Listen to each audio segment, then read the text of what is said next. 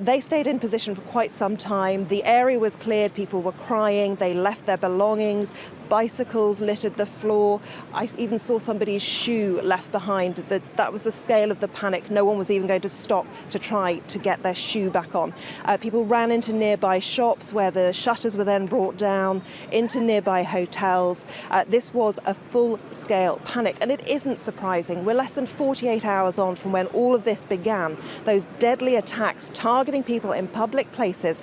And of course, everyone knows that the rallying point here in Paris at the moment is the Place de la République. There were definitely well over 1,000, maybe even 2,000 people gathered here, all in defiance, saying that they were going to stand tall. One gentleman stopped randomly and just said to me, "The Republic is on its feet. We're injured, but we're on our feet." So that's the attitude of people here in Paris.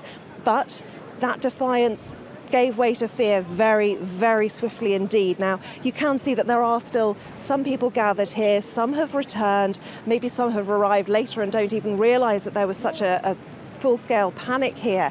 But we'll wait and see whether or not the scale of the crowds return, because it really felt as though this was a moment where people were very much in danger here in the French capital tonight. Emma, we've got some live pictures actually from a side street, just a short distance from where you are, and the scene there appears to be once again calm. People laying flowers, lighting candles, maybe pausing for a moment and thinking and paying respects to the victims.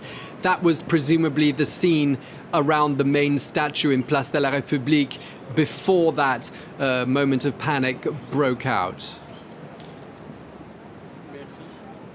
Well, before the moment of panic, as you describe it, it felt almost like a stampede. It was that dramatic and that fast. Before that happened, the atmosphere was actually almost carnivalesque. It was very much at odds with everything that we've seen over the last 48 hours here in Paris. This wasn't a group of people mourning. This was a group of people celebrating the fact that they were standing up to terrorists and saying, "We are free to do what we want." There were people singing, spontaneous songs breaking out, the Marseillaise, of course, but also songs like "Come Together," "Stand By Me," all songs with meaning for these people who wanted to say, "We are here to stand up to the terrorists, not to give way to them." There were even people standing around carrying placards saying "Câlin offert," free hugs, just hugging people, and people were actually dissolving into tears as they had that sort of human contact with a stranger. And it was a real sense of defiance and quite a happy atmosphere here, which just changed so radically, so quickly.